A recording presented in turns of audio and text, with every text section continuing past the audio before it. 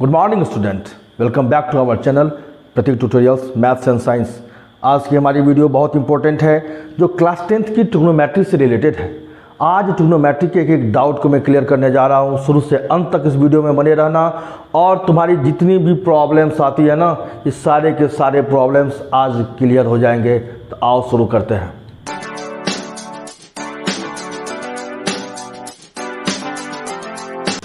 Students, trigonometry के इस topic में एट फर्स्ट हम कुछ छोटी मोटी बातों को जानना शुरू करते हैं, फिर एक एक बातों को हम लेंगे। एट फर्स्ट हम तुम्हें इस ट्रिग्नोमेट्री का इंट्रोडक्शन देने जा रहे हैं। क्या है ट्रिग्नोमेट्री, कहाँ यूज में आती है ट्रिग्नोमेट्री और ये कैसे बना है ट्रिग्नोमेट्री, एवरीथिंग हम सब चीज़ पर डिस्कस करने जा रहे हैं। एट फर्स्ट अगर मैं बात करूँ इसके इंट्रोडक्शन साइड की, तो जो हमारा ट्रिग्नोमेट्री है ना, ये 3 वर्ड से बना है। ग्रीक के 3 वर्ड को अटैच करके ये ट्रिग्नोमेट्री बना है। इसमें जो वर्ड आते हैं ना, वो आते हैं ट्री, गॉन, ट्रीगोन, ठीक है, और मैं ले रहा हूं अब मैट्रॉन। देखो ये 3 वर्ड से जो है ये बना हुआ है हमारा ट्रिग्नोमेट्री, ट्री, गोन और मैट्रॉन। अब ये ट्री, गोन और मैट्रॉन का मतलब क्या, ये तीनों है ग्रीक वर्ड जिनको अटैच करके बनाया गया हमारा ट्रिग्नोमेट्री। ट्री का तो मतलब तुम जान ही रहे हो, ट्री का जो रिलेशन है ना वो 3 से है। ये क्या है, 3 मतलब 3 है ये, ठीक है। और गोन, गोन का जो रिलेशन है ना, गोन का मतलब होता है साइड्स। क्या मतलब आ रहा, साइड्स, साइड्स हिंदी में इसको क्या कहते हैं, भुजा। और मैट्रॉन का जो मीनिंग यहां से निकल के आ रहा है ना, वो आ रहा है मेजर। क्या आ रहा है, मेजर। मेजर का मतलब क्या होता है हिंदी में कहें तो माप।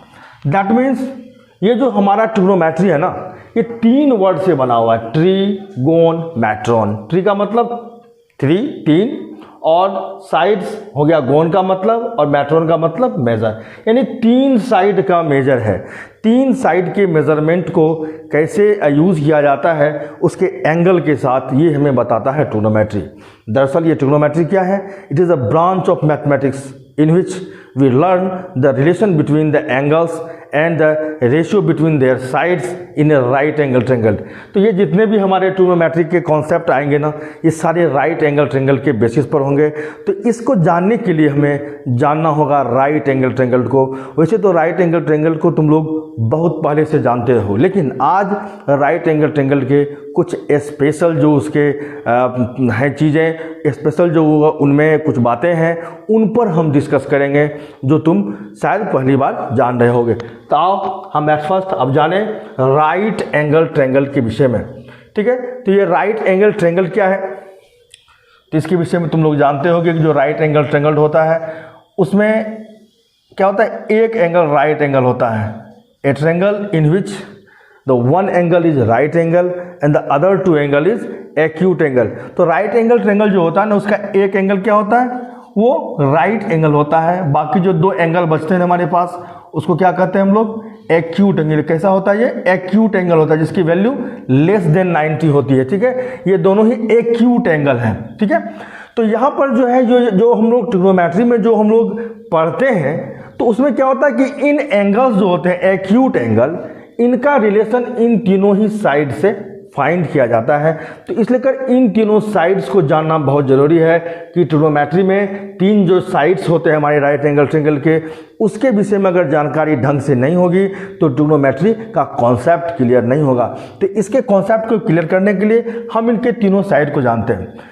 इनमें इस जो राइट एंगल ट्रेंगल है ना, इसका केवल 1 साइड जो है वो डिफाइंड टर्म होता है। क्या है वो, डिफाइंड है। जैसे कि जहाँ पर राइट एंगल बनता है, तुम जान रहे हो ये एंगल क्या है, तो लॉन्गेस्ट एंगल, या सबसे ग्रेटेस्ट एंगल है इस राइट एंगल ट्रेंगल का। क्या है ये, ग्रेटेस्ट एंगल। और तुम इस बात को भी पहले से जानते होगे एज ए ज्योमेट्री में कि जो एंगल ट्रिग्नोमेट्री, जो एंगल किसी भी ट्रेंगल का सबसे बड़ा होता है ना, उसके सामने का साइड भी सबसे बड़ा होता है। तो राइट एंगल ट्रेंगल में चूंकि यह एंगल क्या है, राइट एंगल है, 90 डिग्री है, ये सबसे बड़ा एंगल है। तो इसके सामने का जो साइड है ना, ये सबसे बड़ा साइड है, सबसे लॉन्गेस्ट साइड है। इसको कहते हैं हाइपोटेनस। क्या कहते हैं इसको, हाइपोटेनस। ये हाइपोटेनस है। तो हाइपोटेनस, इसको शॉर्टकट में हम लोग एच से भी डिनोट करते हैं, ठीक है। तो ये हमारा हाइपोटेनस है। अब यहाँ पर 2 बातें आती हैं सामने में। एक होता है बेस और एक होता है परपेंडिकुलर। कौन सा साइड हमारा बेस होगा और कौन सा साइड हमारा परपेंडिकुलर होगा, ये अलग अलग एंगल के लिए अलग अलग होता है। तो इस बात को जानना सबसे ज़्यादा ज़रूरी है। सपोज दैट अगर मैं किसी एंगल की बात करूँ, दो एंगल है हमारे सामने, एक्यूट एंगल। जब भी हम ट्रिग्नोमेट्री को यूज़ करेंगे तो इन्हीं दोनों एंगल में फिलहाल हम लोग को यूज़ करना है। तो इन दोनों के लिए कौन है परपेंडिकुलर और कौन है बेस, इसको जानना जरूरी है। तो सबसे पहले अगर परपेंडिकुलर की बात करें तो यहाँ ध्यान दो, जो मेरी परपेंडिकुलर है ना, परपेंडिकुलर जो साइड होती है, तो वो साइड किसको कहते हैं हम जानते हो? ये होता है मेरा अपोजिट साइड। क्या होता है ये? Opposite side. इसको ध्यान रखना है कि अपोजिट साइड जो होगा किसी भी एक्यूट एंगल ट्रेंगल का, वो उस एक्यूट एंगल ट्रेंगल के लिए क्या होगा? परपेंडिकुलर होगा। और जहाँ तक बेस की बात होती है ना, बेस किसको लेते हैं हम लोग? तो एडजेसेंट साइड को लेते हैं। किसको लेते हैं हम लोग? Adjacent side. एडजेसेंट साइड जो होता है ना, उसको बेस के तौर पे लिया जाता है। और अपोजिट साइड को क्या लेते हैं? परपेंडिकुलर के लिए। अब यहाँ ध्यान देने की बात है कि ये डिपेंड करता है हमारा एंगल, हमने कौन सा एंगल यहाँ चूज़ किया है। सपोज अगर मैं बात करूँ एंगल सी के लिए, ठीक है, कि एंगल सी के लिए हमारा कौन है परपेंडिकुलर और कौन है हमारा बेस। तो एंगल सी का जो परपेंडिकुलर होगा ना, वो उसका अपोजिट साइड होगा। देखो गौर से, जो एंगल बनी है ना, इस एंगल को बनाया है इन दोनों साइड ने। देखो ध्यान से, एंगल सी को किसने बनाया? बीसी और एसी ने एंगल सी का फॉर्मेशन किया है।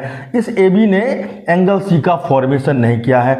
तो जो दो साइड किसी एंगल का फॉर्मेशन करते हैं ना, उनको एडजेसेंट साइड करते हैं। यानी कि बीसी जो है ना, वो एडजेसेंट साइड है एंगल सी का, और एसी भी क्या है? एडजेसेंट साइड है। ये दोनों ही साइड क्या है? एंगल सी के एडजेसेंट साइड है ये दोनों, ठीक है। लेकिन चूंकि इस साइड का एक स्पेशल नाम हाइपोटेनस है, तो इसको हम हाइपोटेनस बोलेंगे, और इसको केवल बोलेंगे हम लोग एडजेसेंट साइड। क्या बोलेंगे इसको?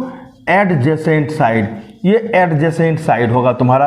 किसके लिए होगा? तो एंगल सी के लिए, क्योंकि इसने एंगल सी का फॉर्मेशन किया है। ये एंगल ए का फॉर्मेशन इसने नहीं किया है। देख लो, एंगल ए का फॉर्मेशन ए बी ने किया है और ए सी ने किया है। इसका मतलब ये जो बी सी है ना, वो एंगल सी के लिए एडजेसेंट साइड है, एंगल ए के लिए एडजेसेंट साइड नहीं है। और ये दोनों एडजेसेंट साइड के बाद जो थर्ड साइड बचता है ना, ए बी, ये एंगल सी के जस्ट अपोजिट है। तो ये है अपोजिट साइड, ये है अपोजिट साइड। तो ये बनेगा एंगल सी का परपेंडिकुलर। तो ये जो अपोजिट साइड है ना एंगल सी के लिए, वो बनेगा इसका परपेंडिकुलर। यानी ये हो गया मेरा अपोजिट साइड। ये क्या हो गया? Opposite side of angle C. ये opposite side of angle C है, एंगल सी का अपोजिट साइड है, इसलिए यह क्या बन जाएगा मेरा? ये बनेगा परपेंडिकुलर। ये क्या हो जाएगा मेरा?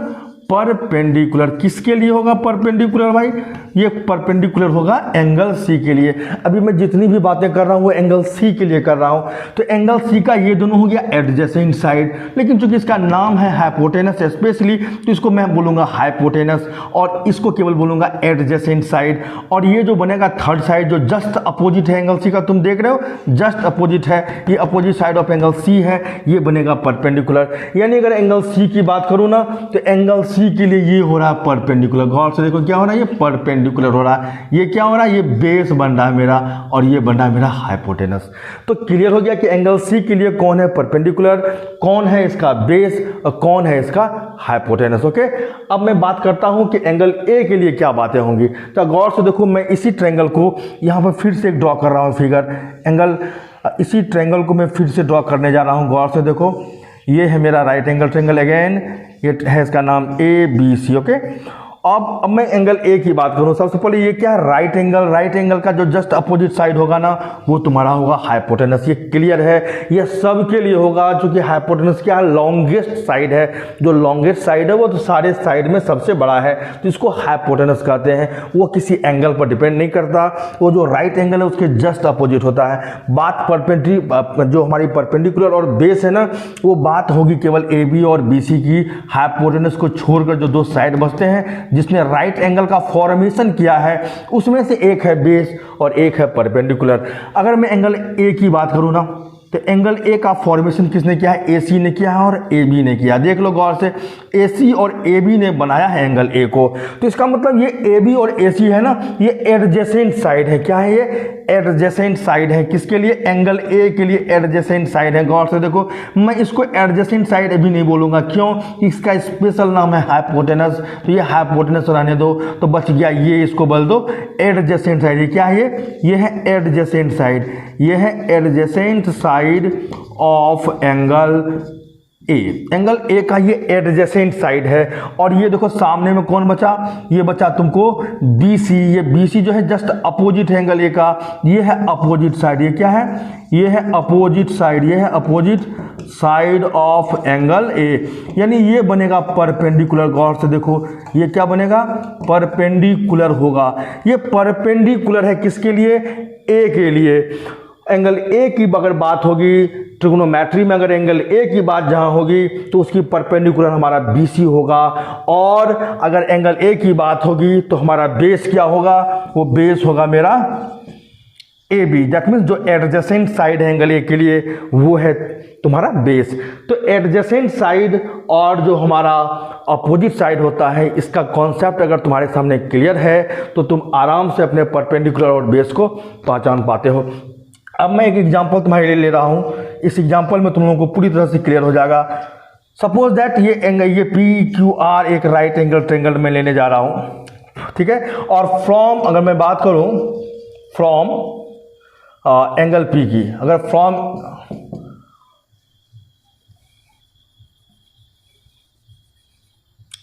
फॉर एंगल P अगर मैं बात करूं, तो फॉर एंगल P की अगर मैं बात करूं तो कौन होगा मेरा परपेंडिकुलर, कौन होगा मेरा बेस और कौन होगा मेरा हाइपोटेनस। इस पर तो आप फोकस करने जा रहे हैं हम लोग कि एंगल P के लिए। देखो गौर से, एंगल P के लिए तो मैंने क्या कहा? परपेंडिकुलर कौन होगा? Opposite side. बात चल रही है एंगल P के लिए, इसकी अपोजिट, जस्ट अपोजिट कौन आ रहा है? देख लो, वो आ रहा है QR। ये QR तुम्हारा होगा परपेंडिकुलर। अगर मैं बेस की बात करूं तो एडजेसेंट साइड होता है बेस। तो एडजेसेंट साइड तो दो हैं भाई, देख लो, ये दोनों ने बनाया है इस एंगल को, लेकिन इसका नाम है हाइपोटेनस स्पेशली। ये मेरा होगा हाइपोटेनस और ये होगा तुम्हारा बेस, तुम्हारा एडजेसेंट साइड। यानी कि यहाँ PQ जो है ना, ये तुम्हारा बेस है। और अगर हाइपोटेनस की बात करूँ, ये P और R जो है PR, ये तुम्हारा क्या है? हाइपोटेनस है। अगर मैं बात करूँ कि फॉर एंगल R के लिए, चूंकि मुझे जो भी बात करनी है तो किसकी बात करनी है? एक्यूट एंगल की। ये राइट एंगल इसको छोड़ दो, एक्यूट एंगल की बात करो तो तुम्हारा परपेंडिकुलर बताओ कौन होगा? तो परपेंडिकुलर कौन होगा? Just opposite side. यानी कि इसका अपोजिट कौन है? देखो गौर से, यहाँ देखो अपोजिट साइड बदल चुका है, ये है इसका अपोजिट साइड यानी कि PQ। ओके, PQ तुम्हारा क्या है? Opposite side. अगर मैं बेस की बात करूं तो बेस कौन है मेरा बताओ? तो जो एडजेसेंट साइड होगा, क्योंकि एंगल R के लिए एडजेसेंट साइड कौन है? किसने बनाया R को? तो QR और PR। देख लो, इन दोनों ने मिलकर बनाया एंगल R को, तो ये दोनों है एडजेसेंट साइड। लेकिन इसका नाम क्या है? हाइपोटेनस। तो इसको छोड़ दो, जो बचा कौन? QR। ये QR होगा तुम्हारा बेस। और हाइपोटेनस तो सब के लिए एक है। अगर मैं हाइपोटेनस की बात करूं तो कौन होगा तुम्हारा हाइपोटेनस बताओ? That is PR। तो इस प्रकार से राइट एंगल ट्रायंगल में उसके जो तीनों साइड होते हैं उसको इस तरह से फाइंड किया जाता है। जो परपेंडिकुलर और बेस होता है वो अनडिफाइंड टर्म होता है, वो डिफरेंट एक्यूट एंगल के लिए डिफरेंट यूज में आते हैं। तो तुम्हारे सामने यह क्लियर हो चुका होगा कि किस एंगल के लिए कौन सा परपेंडिकुलर चूज होगा और कौन होगा हमारा बेस। हाइपोटेनस तो क्लियर टर्म है। तो इसका मतलब हो गया कि हमारा जो राइट एंगल ट्रायंगल है, जिसमें मुझे जो भी डिस्कस करना था वो मैं डिस्कस कर चुका हूं। अब मैं डिस्कस करने जा रहा हूं ट्रिग्नोमेट्रिक रेशियो पर। स्टूडेंट्स, अब बात करने जा रहे हैं हम ट्रिग्नोमेट्रिक रेशियो की, जो तुम्हारे लिए बहुत महत्वपूर्ण है। आज इस टॉपिक पर देखो गौर से, कौन कौन से ट्रिग्नोमेट्रिक रेशियोज वर्क में आते हैं। एट फर्स्ट अगर मैं बात करूं अपने ट्रिग्नोमेट्रिक रेशियोज की, इनके साथ जो वर्ड लगा हुआ है ना वो रेशियो लगा हुआ है। क्या लगा हुआ है? रेशियो। दैट मीन्स ये साइड के रेशियोज हैं। क्या? साइड्स के रेशियोज। किसके साइड्स? तभी मैंने बात किया है कि ये राइट एंगल ट्रायंगल पर वर्क करता है। तो राइट एंगल ट्रायंगल के साइड का यह रेशियोज है और इन रेशियोज को ट्रिग्नोमेट्री में कुछ नाम दिए जाते हैं। तो मैं अगर बात करूं कि वो कौन कौन से नाम हैं तो मैं बात करने जा रहा हूं। देखो क्या क्या नाम है। तो एज फर्स्ट मैं बात करूँ तो साइन, देखो साइन क्या वर्ड आता है यूज, साइन। और कोसाइन, क्या वर्ड आता है यूज, कोसाइन। बात करूं आगे तो ये है टेंजेंट, गौर से देखो ये है टेंजेंट, क्या है टेंजेंट। और फिर वर्ड में आता है कोटेंजेंट, कोटेंजेंट। ओके, कोटेंजेंट के बाद मैं बात करूं तो सेकेंड का यूज होता है, क्या होता है सेकेंड। और फिर कोसेकेंड। अब देखो इस तरह से मैंने एडजस्ट किया है कि तुम समझ पाओ, एक साइन है तो एक इसका कोसाइन है, एक टेंजेंट है एक उसका कोटेंजेंट है, ठीक है, और एक सेकेंड है एक उसका कोसेकेंड है। तो ये जो है ये 6 जो है ट्रिग्नोमेट्रिकल रेशियोज हैं और इन्हीं को यूज़ किया जाता है ट्रिग्नोमेट्री में। और इनको जब भी यूज़ किया जाता है तो किसी न किसी एंगल के साथ यूज़ किया जाता है। अब होता क्या है कि ये जो है इनका फुल फॉर्म है, क्या है फुल फॉर्म। लेकिन जब हम मैथमेटिक्स में इनको यूज़ करते हैं ना तो इनके शॉर्ट फॉर्म को यूज़ करते हैं। क्या करते हैं, शॉर्ट फॉर्म को। साइन को जो यूज़ करते हैं ना केवल SIN, सीन लिखते हैं, दैट इज यही है साइन हमारा। और कोसाइन को यूज़ करते हैं ना केवल कॉस लिखते हैं, क्या लिखते हैं कॉस। और टेंजेंट के लिए यूज़ करते हैं हम लोग टेन वर्ड को। और कोटेंजेंट के लिए यूज़ करते हैं केवल कॉट वर्ड को। देखो कोटेंजेंट ये 3 लेटर से बना कॉट। अब देखो ये जो सेकेंड है ये 3 लेटर ले लो, सेक से बना है।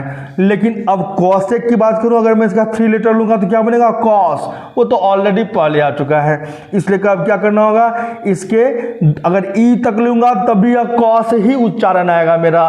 तो इसका मतलब मुझे एक लेटर और आगे जाना होगा, सी तक आते हैं और वर्ड यूज करते हैं हम लोग कॉसेक। तो इस प्रकार से ये इनका जो शॉर्ट फॉर्म है ना इनको मैथमेटिक्स में यूज़ किया जाता है। लेकिन यह जब भी यूज़ होगा ना वो क्या होगा, किसी न किसी एंगल के साथ यूज होगा। तो ये बात हो गई इसकी, ठीक है। अब मैं इसको बताने जा रहा हूं कि एंगल के साथ जब मैं इसे यूज़ करूंगा तो इसका फार्मूला क्या होगा। तो मैं इस अब बेसिक जो फार्मूला है तुम्हारा रेशियोज से रिलेटेड, मैं उन फार्मूला को तुम्हारे सामने में लाने जा रहा हूं। तो गौर से देखना इस फार्मूला को। अगर मैं बात करूं साइन की, ठीक है, इसको किसी एंगल में लगा देते हैं। अगर हम यहाँ पर कोई राइट एंगल ट्रायंगल का कोई जो एंगल ABCD ऐसा कुछ ले नहीं रहे, हम डायरेक्ट एंगल को क्या यूज़ कर रहे हैं, थीटा। क्योंकि एंगल को जो डिनोट किया जाता है ना वो थीटा से डिनोट किया जाता है। एंगल भी क्या है, तो एंगल जो है तो उसका भी एक ऐसा यूनिट होता है, इसका एंगल का ऐसा यूनिट क्या है, रेडियन। और उसको जब भी यूज़ किया जाता है उसको थीटा से यूज़ किया जाता है। यह भी एक क्या है, ग्रीक अल्फ़ाबेट ही है। जैसे अल्फ़ा बीटा गामा है वैसे ही थीटा उसी की एक वर्ड है, एक जो है लेटर है। तो साइन थीटा, जो साइन थीटा का जो फॉर्मूला होता है ना, ये थीटा जो भी एंगल को डिनोट कर रहा होगा उस एंगल में जब मैं साइन लगाऊंगा ना तो इसका फॉर्मूला क्या बनेगा, परपेंडिकुलर। क्या बनेगा, परपेंडिकुलर, परपेंडिकुलर और बाय बेस। इस फॉर्मूला को आज ही याद कर लेना। और ये बाय क्या होता है, हाइपोटेनस। क्या होता है, हाइपोटेनस, हाइपोटेनस, ठीक है। तो हाइपोटेनस साइन थीटा का फॉर्मूला क्या होता है, परपेंडिकुलर बाय हाइपोटेनस। अगर मैं बात करूं इसको शॉर्ट फॉर्म में क्या लिखना है तो परपेंडिकुलर को क्या यूज करेंगे हम लोग, P, और हाइपोटेनस को H। तो ये P/H साइन थीटा का हमारा क्या होगा, वो फार्मूला हो गया एक शॉर्ट फॉर्म में। अब मैं बात करने जा रहा हूं अपना अगला कॉस थीटा को। मैं इसी ऑर्डर में लूंगा, एक एक करके इसी ऑर्डर में मैं लेता जा रहा हूं। कॉस थीटा का फॉर्मूला क्या होगा जानते हो, ये होगा तुमको बेस। क्या होगा, बेस। कॉस देखो क्या होगा, base, base by hypotenuse, base by hypotenuse. एकदम याद कर लेना है, ये सारा फॉर्मूला काम देने वाला है। Base by hypotenuse short form में क्या यूज करेंगे, B/H। ओके। अब मैं बात करूं अपना अगला क्या है मेरा, टेन। क्या आने वाला है, टेन आने वाला है, नहीं टेन थीटा। इसका जो फॉर्मूला होगा क्या होगा, परपेंडिकुलर। गौर से देखो, परपेंडिकुलर, परपेंडिकुलर बाय बेस। क्या होगा, परपेंडिकुलर बाय बेस। किसका, टेन का। क्या होगा, perpendicular by base. Short form क्या होगा, P/B। ओके, क्लियर है। अब यहां से आगे बढ़ते हैं, कॉट थीटा। क्या है, कॉट थीटा। कॉट क्या होगा इसका, देखो गौर से इसको याद कर लेना है। बेस क्या होगा, बेस, रुको पलक क्या हो गया हमारा, अब बात करने जा रहा हूँ कॉट थीटा की। अगला क्या है मेरा कॉट थीटा। इसका फॉर्मूला क्या होगा, बेस, क्या होगा फॉर्मूला, याद कर लो, base by perpendicular, base by perpendicular, base by perpendicular. Short form की अगर बात करूँ तो क्या होगा, बी बाय पी। अब बात करूं अपना अगला जो ऑर्डर में आ रहा है क्या है, सेक, सेक थीटा। सेक थीटा का फॉर्मूला क्या होगा, तो गौर से देखना इसका सेक का फॉर्मूला क्या होगा हमारा, हाइपोटेनस, क्या होगा, हाइपोटेनस, हाइपोटेनस बाय बेस, क्या होगा, हाइपोटेनस बाय बेस। किसका फॉर्मूला, सेक का फॉर्मूला हाइपोटेनस बाय बेस, यानी बोले तो एच बाय बी हमारा, ठीक है, एच बाय बी। अब आखिरी जो है मेरा वो है कॉसेक। कॉसेक थीटा का फॉर्मूला क्या होगा, गौर से देखो, कॉसेक का फॉर्मूला होगा हाइपोटेनस, क्या होगा, hypotenuse, hypotenuse by perpendicular, perpendicular. इन सारे फॉर्मूलों को याद कर लेना है आज ही, और शॉर्ट फॉर्म क्या हो जाएगा, एच बाय पी।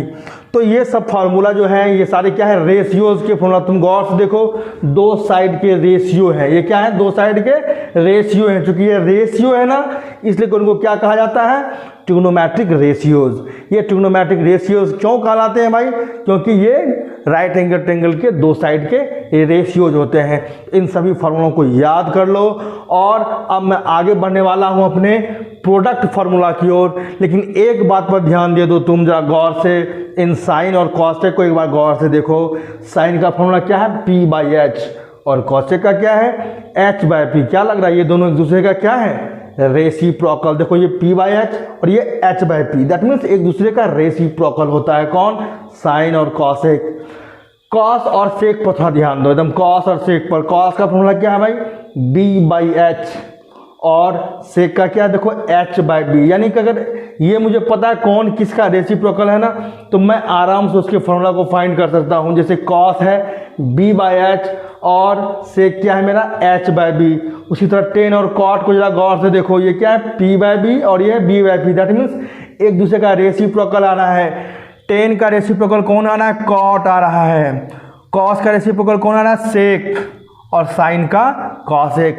तो इन बातों को ध्यान रखो, और इसी से रिलेटेड है मेरा प्रोडक्ट फार्मूला। अब हम डिस्कस करने जा रहे हैं अपने प्रोडक्ट फार्मूला पर। इन सभी फार्मूला को नोट कर लो स्टूडेंट्स। अब हम बात करने जा रहे हैं अपने प्रोडक्ट फार्मूला की। तुम लोगों ने अभी क्या देखा, ट्रिग्नोमेट्रिक रेशियोज का फार्मूला। अब किसकी बात करेंगे हम लोग, प्रोडक्ट फार्मूला। क्या है प्रोडक्ट फार्मूला, अभी थोड़ा देर पहले क्या बताया था मैंने, कौन किसका रेसिप्रोकल है।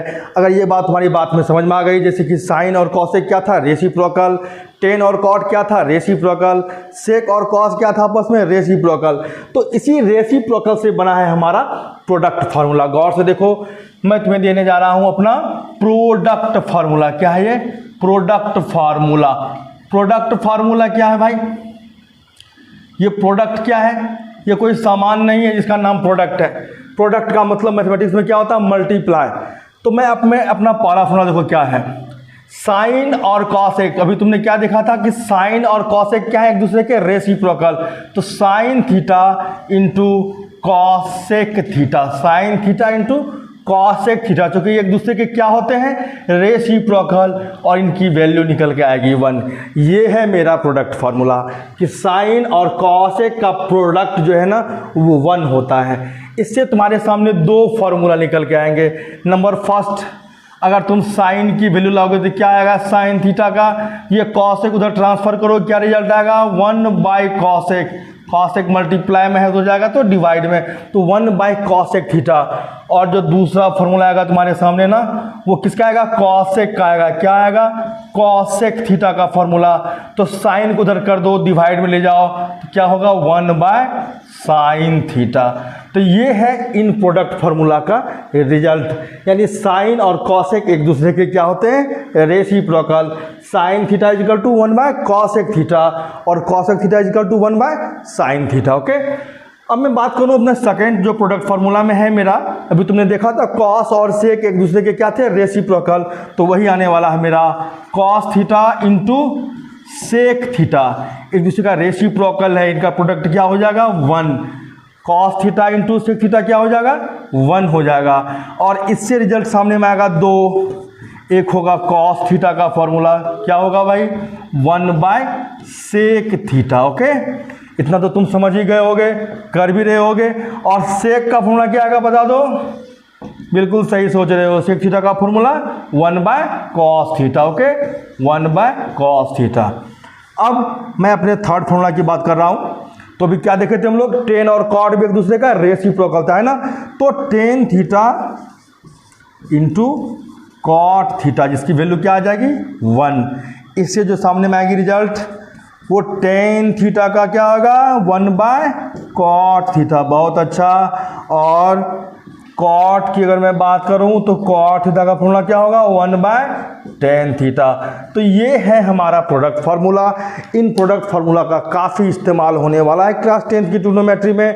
तो जितने भी फार्मूला मैं बता रहा हूं, चाहे वो हमारे ट्रिग्नोमेट्रिक रेशियोज के फार्मूलाज थे या हमारा प्रोडक्ट फार्मूला है, और आगे मैं बताऊंगा तुम्हें आइडेंटिकल फार्मूला जो आइडेंटिटी से रिलेटेड है। मैं यहाँ पर एक फार्मूला तुम्हारे सामने और लिख दूँ जो कि स्पेशल है। दो फॉर्मूला देने जा रहा हूं। एक है टेन थीटा, देखो गौर से, टेन थीटा का फॉर्मूला क्या होगा, वो होगा sine theta by cos theta. क्या होगा sine theta by cos theta. Okay, और पांचवा फॉर्मूला दे रहा हूं कॉट का, क्योंकि कॉट थीटा भी क्या जाने हम लोग कि कॉट और टेन एक दूसरे के रेसिप्रोकल होते हैं। तो कॉट का फॉर्मूला क्या आएगा जानते हो, cos theta by sine theta, यानी कि cos theta by sine theta. ये जो फॉर्मूला होगा ये कॉट का होगा। देखो sine by cos, cos by sine, that means reciprocal है। अगर यह बात हमारे माइंड में एडजस्ट हो जाए कि टेन और कॉट रेसिप्रोकल होते हैं ना, तो आराम से हम उसके रेशियोज वाले फॉर्मूला को भी देख सकते हैं, और इन दोनों में से भी किसी को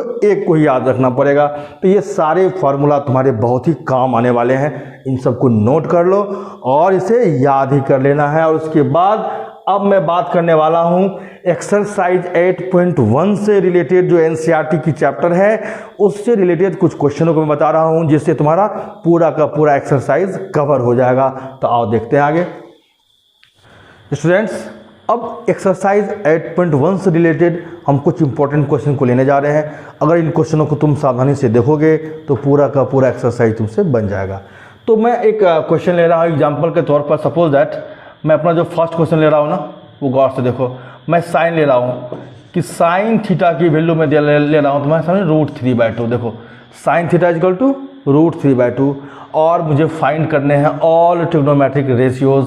यहाँ मैं लिख देता हूँ क्वेश्चन कि find all T ratios. T ratios जो है सारे वो मुझे फाइंड करने हैं। यानी कि साइन मुझे दिया गया है, और साइन के बाद और कौन कौन बच गए हमारे सामने, कॉस, टेन, कॉट, सेक, कॉसेक, इन सारे टी रेशियोज को मुझे फाइंड करना है। तो हम कैसे फाइंड करेंगे, तो इस क्वेश्चन को जरा गौर से देखो। तो एट फर्स्ट मुझे जो सब क्वेश्चन दिया गया है ना, इसी से सारा का सारा क्वेश्चन सॉल्व होने वाला है। ओके, तो अब यहाँ पर देखो गौर से। एट फर्स्ट मैं बात करता हूँ साइन थीटा जो मुझे दिया गया है, इनका जो फार्मूला मैंने बताया था ना टी रेशियोज वाला, उन फार्मूला को मैं लेने जा रहा हूँ कि नाउ यहाँ मैं लिख रहा हूँ कि साइन थीटा की जो वैल्यू दी गई है वो है √3/2। ओके, यहाँ से मैं सॉल्यूशन लेकर चल रहा हूँ, तुम्हारा सॉल्यूशन। ओके, और साइन का मैंने फॉर्मूला तुम्हें क्या बताया था, P/H। ओके, P/H का वैल्यू हो गया √3/2। इसका मतलब क्या हो गया कि P और H का जो रेशियो है ना वो √3/2 है। इसका मतलब यहाँ मैं मान लूँ इसको कि late P equal to √3x। ठीक है, P को मैं √3x ले रहा हूँ और H को लेने जा रहा हूँ 2x। ओके, तो P को मैंने क्या ले लिया √3x और H को क्या ले लिया 2x। तो मुझे P और H दोनों मालूम है। अब क्या है, मुझे एक तीसरा चीज़ जो मुझे B चाहिए, नहीं बेस। तो यहाँ अब हम लगाने जब जा रहे हैं राइट एंगल ट्रायंगल का क्या, पाइथागोरस थ्योरम। तो यहाँ पाइथागोरस थ्योरम क्या होता है फॉर्मूला, B को फाइंड करना है। तो यहाँ लिखेंगे कि वी नो दैट कि H² is equal to P² plus B²। Okay, अब यहाँ पर अपना सारे वैल्यूज रख देता हूँ। H की वैल्यू क्या है 2x का स्क्वायर हो जाएगा। P की वैल्यू क्या है तो √3x का स्क्वायर हो जाएगा प्लस B का स्क्वायर।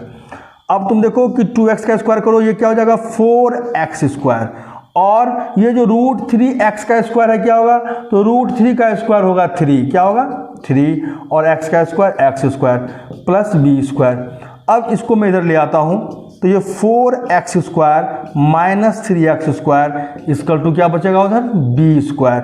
यहाँ रिजल्ट क्या होगा, सब्ट्रैक्ट करके केवल x स्क्वायर बचने वाला है, वो तुम्हारा हो जाएगा b स्क्वायर। इससे तुम्हारी b की वैल्यू कैसे निकलेंगे, तो स्क्वायर को इधर ट्रांसफर कर लेता हूँ, स्क्वायर इधर क्या हो जाएगा √x स्क्वायर की वैल्यू आएगी b, और इससे फाइनली जो हमारे b की वैल्यू आ रही है निकल के आ रही है b की वैल्यू। तो ये देखो रूट और स्क्वायर एक दूसरे के क्या होते हैं, दुश्मन होते हैं, दैट मीन्स एक दूसरे को खत्म कर देंगे, कैंसिल हो जाएंगे, और रिजल्ट बचेगा हमें x। तो b की वैल्यू मुझे निकल के आई x। तो अब हमारे सामने p, b और h ये तीनों मुझे मालूम है। अब जिसके पास p, b और h, तो जिसके पास p, b और h तीनों जिनको मालूम हो, उनके लिए किसी भी टी रेशियोज को फाइंड करना बहुत ही आसान सी बात है। तो कैसे, देखो मैं इसे फाइंड करने जा रहा हूँ। अब साइन तो मुझे मालूम है कि साइन थीटा की वैल्यू चूंकि मुझे मालूम है वो है √3/2, ठीक है। और तुम जानते हो अभी जस्ट मैंने बताया था कि कॉसेक थीटा ने वो साइन का रेसिप्रोकल होता है, तो कॉसेक की वैल्यू तो 2/√3 ऑटोमेटिक हो जाएगी। अगर साइन अगर मुझे मालूम है तो कॉसेक जस्ट उसका रेसिप्रोकल होता है। फिलहाल मैं बात कर रहा हूँ अपने कॉस थीटा की। कॉस को कैसे फाइंड करूंगा भाई, तो कॉस का फॉर्मूला मैंने क्या बताया, b/h, ओके।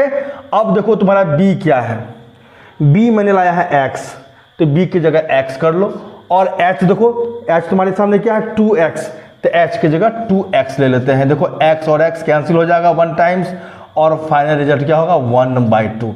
तो कॉस थीटा की वैल्यू निकली हमको 1/2। अब मैं बात करूं अपना टेन थीटा की, तो टेन थीटा क्या होता है p/b, ओके। तो p, अब तुम्हारा p कितना है देखो √3x, तो p की वैल्यू ले लो यहाँ से √3x, और बाय b की वैल्यू क्या है x फाइंड हुआ है, तो x ले लो, और x होगा कैंसिल तुम्हारा, और फाइनल रिजल्ट क्या होगा √3। तो 10 की वैल्यू आई है मुझे √3। अब मैं बात करूं अपने कॉट थीटा की। कॉट क्या होता है फॉर्मूला, b/p, तो b मीन्स b क्या है मेरा x है, और p कितना भाई √3x, तो यहाँ से x और x कैंसिल करो 1 टाइम्स, और रिजल्ट होगा 1/√3। अब कॉट के बाद निकालने जा रहा हूँ सेक थीटा। क्या फॉर्मूला बताया था मैंने अभी, h/b, क्या था h/b, और h हमारा क्या है 2x, और b कितना निकला है x और x कैंसिल, रिजल्ट क्या हो गया 2, दैट मीन्स सेक थीटा की वैल्यू क्या आई 2 आई है। अब मैं बात करूं अपना कॉसेक थीटा की, तो कॉसेक थीटा वैसे तो साइन का रेसिप्रोकल 2/√3 है, लेकिन हम इसको भी हम फार्मूला से निकाल दें h/p, h कितना है मेरा 2x, और p की वैल्यू √3x। यहाँ देखो x और x कैंसिल करो, और फाइनल रिजल्ट क्या होगा 2/√3। तो इस प्रकार से हम अपने सारे जो टी रेशियोज है ना उसे हम फाइंड कर सकते हैं, अगर मुझे p, b और h ये तीनों वैल्यू पता है। यहाँ पर राइट एंगल ट्रायंगल के जो हमारी थ्योरीज में समझा रहा था ना, तो उस पर अगर ध्यान देने वाली बात है कि यहाँ पर मैं यहाँ लिख देता हूँ साइड में, कि जो कोई भी राइट एंगल ट्रायंगल होता है ना, उसके p, b और h में जो है एक रिलेशन होता है जिसको पाइथागोरस थ्योरम कहते हैं। एक रिलेशन क्या होता है h² = p² + b²। और अगर मैं दूसरा की बात करूं तो यहाँ से तुम अगर चाहो तो h फाइंड करोगे, तो ये क्या होगा स्क्वायर रूट उधर ट्रांसफर कर दो, तो अंडर रूट होगा तुमको p² + b²। और अगर तुमको p² फाइंड करना है ना, तो b² को इधर ले आओ, तो h² - b², तो p² की फॉर्मूला बनेगी h² - b²। और यहाँ से अगर तुम p फाइंड करना चाहोगे, स्क्वायर को उधर कर दो, तो अंडर रूट हो जाएगा तुम्हारा h² - b²। फिर मैं बात करूं अगर b² की, अगर b² को फाइंड करना है तो p² को इधर माइनस में लाना होगा, और b² की वैल्यू क्या आएगी h² - p²। और 6 नंबर अगर मुझे b फाइंड करना है ना, तो अंडर रूट क्या हो जाएगा h² - p², चूंकि स्क्वायर उधर जाएगा तो रूट हो जाएगा।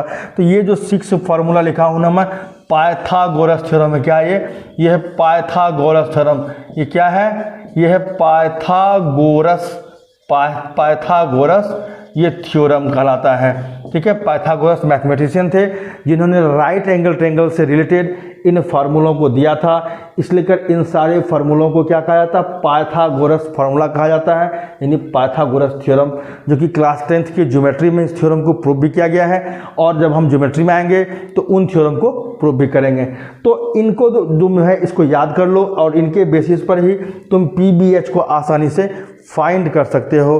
अब क्या करना है मुझे, मैं एक क्वेश्चन लेकर और आ रहा हूं, और उस क्वेश्चन को देखो, और उससे रिलेटेड बहुत प्रकार के सवाल तुम्हारे बुक्स में भरे हुए हैं जिसको तुम बनाओगे, और अगर उस क्वेश्चन को तुम शुरू से आखिरी तक अच्छी तरीके से देखोगे तो उससे रिलेटेड सारा क्वेश्चन तुमसे सॉल्व हो जाएगा। अगले प्रश्न में चलते हैं स्टूडेंट्स। अब हमारे सामने जो क्वेश्चन है कि if sec theta is equal to 17/8 then prove that 3 - 4 sin square theta by 4 cos square theta minus 3 is equal to 3 - 10 square theta by 1 - 3 10 square theta. तो ये जो एक है मुझे LHS और RHS दिया गया है, इसको मुझे प्रूफ करना है, और इसके लिए मुझे सेक थीटा की वैल्यू दी गई है 17/8। इससे इसी तरह के बहुत सारे प्रश्न जो हैं सो आते हैं एग्जामिनेशन में, और यह बहुत ही इंपॉर्टेंट क्वेश्चन है। अगर इस क्वेश्चन को तुमने सावधानी से समझ लिया तो समझ लो इससे रिलेटेड सारे के सारे सवाल तुमसे बन जाएंगे। तो आओ इसको देखो कैसे इसको सॉल्व किया जाता है। इसके सबसे पहले हम सॉल्यूशन में आते हैं, इसका सॉल्यूशन हम करेंगे कैसे।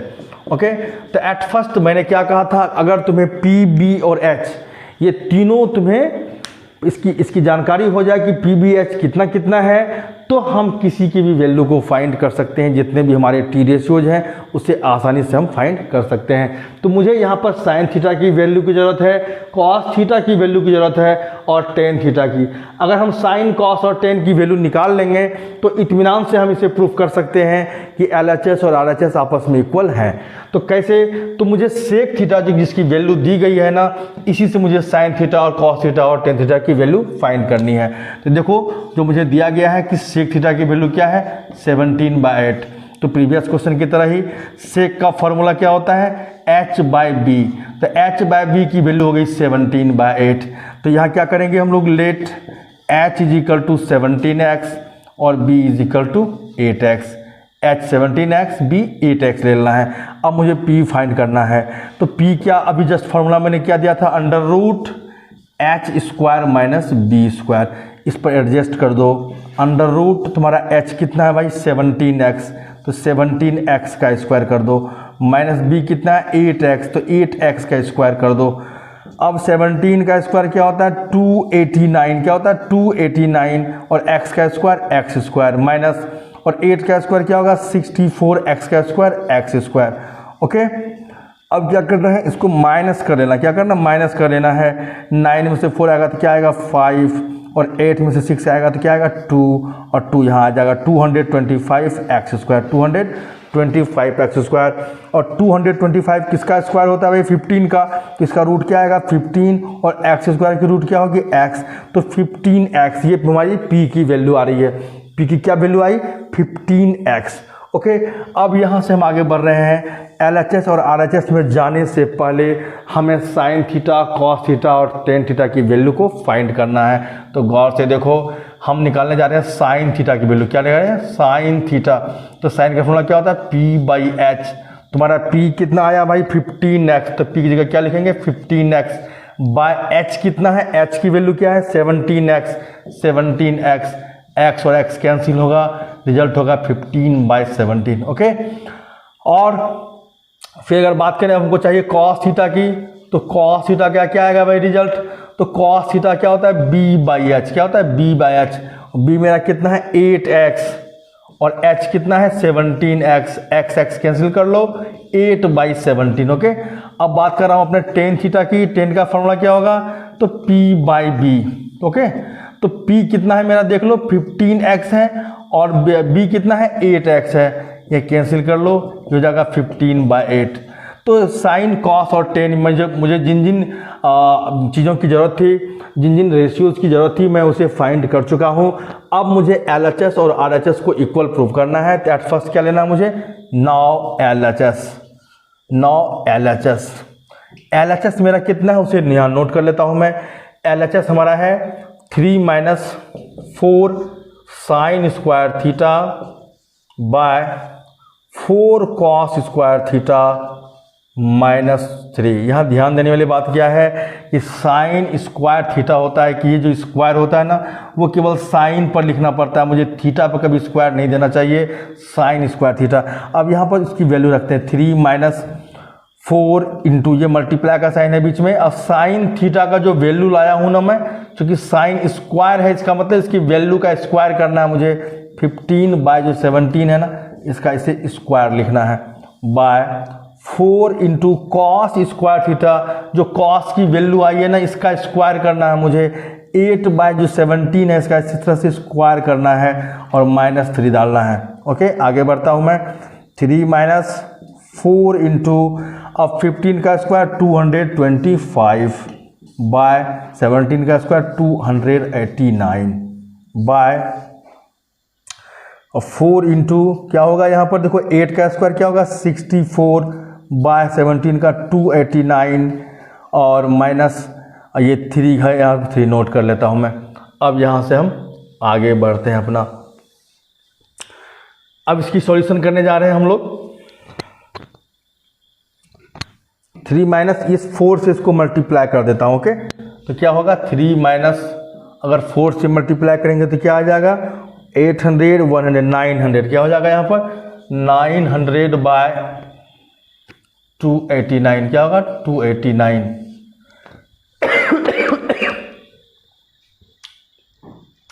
बाय की अगर बात करूं तो अब मैं देख रहा हूं आगे क्या है मेरा 4 और इसको मल्टीप्लाई कर देता हूं 4 4 जा क्या होगा 16 का 6 में आएगा 1 4 6 जा 24 एंड 1 25 256 बाय 289 -3 लूँगा। अब यहाँ पर एलसीएम ले लेता हूँ मैं। एलसीएम तुम देख रहे हो 289 ही आने वाला है एलसीएम।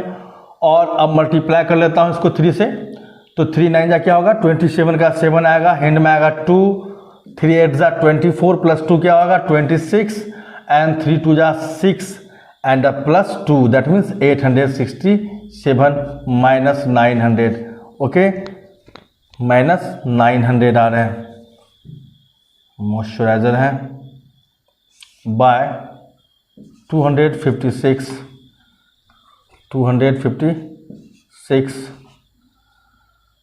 माइनस अब इसको 3 से मल्टीप्लाई कर लेता हूँ 9 3 जा क्या होगा ये जस्ट लाइक सेम ही है दोनों। दैट मीन्स यहाँ आने वाला है मुझको 867 बाय 289 867 आ रहा है यहाँ पर बाय 289। अब यहाँ माइनस करने के बाद रिजल्ट क्या बचेगा -900 में से इसको माइनस कर लेता हूँ तो 10 से 7 आएगा 3 बचेगा और यहाँ जो होगा पलक रोक दो वीडियो को मारकर चलिए न रहा है कहाँ करें तो यहाँ से गौर से देखो ये क्या है यहाँ पर मुझे इनको पहले मल्टीप्लाई कर लेता हूँ 3 - 4 से मल्टीप्लाई कर दो क्या हो जाएगा 900 बाय ये हो जाएगा 289 है 289 बाय अब है इस 6 से इसको मल्टीप्लाई कर देता हूँ ये हो जाएगा 256 बाय क्या है 289 -3। अब यहाँ से इसकी एलसीएम ले लेता हूँ 289 से इसको मल्टीप्लाई कर लेता हूँ क्या होगा 3 9 जा 27 का 7 हैंड में आएगा 2 3 8 जा 24 प्लस 2 26 एंड 3 2 जा 6 प्लस 2 8 और ये हो जाएगा -900 बाय 289 बाय यहाँ पर मल्टीप्लाई कर लो 256 माइनस यहाँ भी हो जाएगा 867 क्या होगा 867 और बाय है 289। ओके, अब यहाँ पर माइनस कर लेता हूँ मैं 10 में से 7 आएगा तो क्या बचेगा 3 आएगा और यहाँ बचेगा 9 में से 6 आएगा तो 3 33 ये -33 आ रहा है बाय 289 बाय यहाँ जो माइनस करूँगा तो क्या रिजल्ट आएगा देखो मैं ये भी माइनस में ही आएगा 7 में से 6 आएगा तो क्या आएगा 1 6 में से 5 आएगा 1 एंड 8 में से 2 आएगा तो क्या आएगा 6 बाय 289।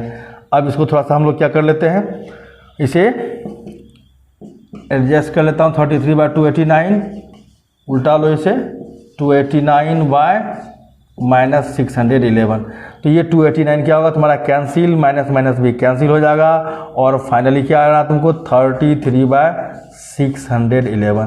तो जो LHS है ना मुझे LHS की वैल्यू आई है 33 बाय 611। ओके, अब मुझे ये देखना है क्या मेरा RHS भी इतना वैल्यू लाता है कि नहीं।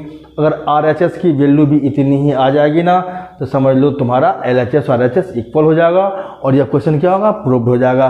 तो अब मेरे पास तो स्पेस नहीं है, मैं इसको मिटाने जा रहा हूँ, तुम लोग इसको नोट कर लो और उसके बाद मैं इसे अब इरेज कर रहा हूँ। ओके, हाँ तो स्टूडेंट अब हम अपने RHS को देख रहे हैं कि हमारा RHS क्या है। गौर से देखो, अब RHS को ले रहा हूँ मैं। RHS क्या है, 3 minus ten square theta by 1 minus 3 ten square theta. Okay, अब तुम देखो 3 माइनस जो 10 की वैल्यू क्या आई थी, हमें याद होगा, तुम लोगों को नोट किया होगा 15/8 आई थी। क्या आई थी, 15/8।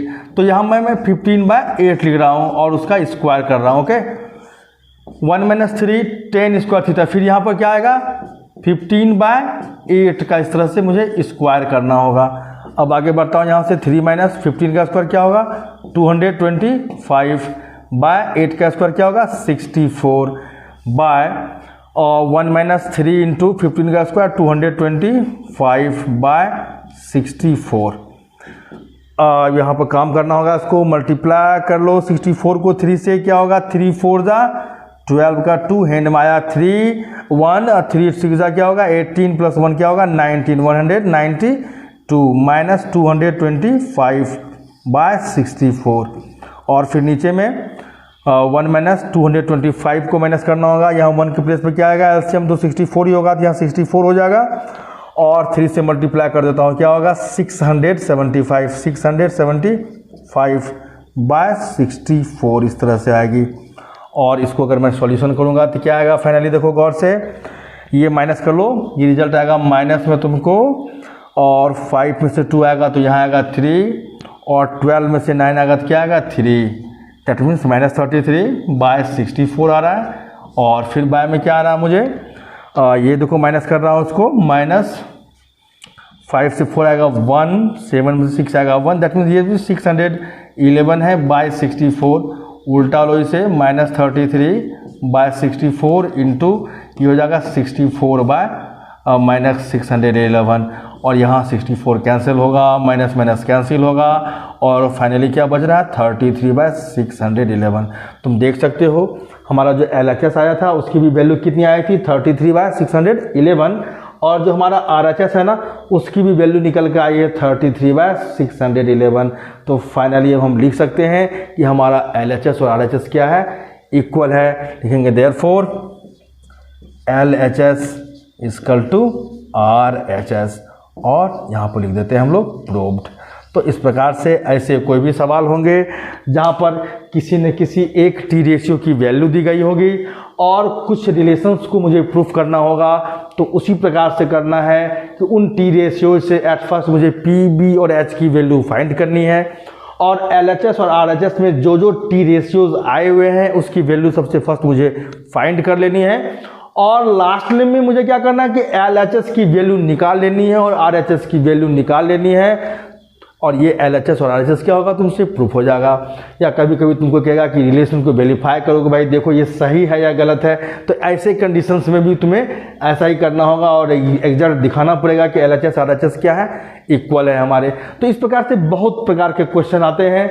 इन दोनों क्वेश्चन जो मैंने डिस्कस किया है, इन दोनों क्वेश्चन को अगर तुमने सावधानी से देखा होगा ना तो लगभग मैं समझता हूं कि यह चैप्टर पूरा कवर हो जाएगा, तुमसे बन जाएगा।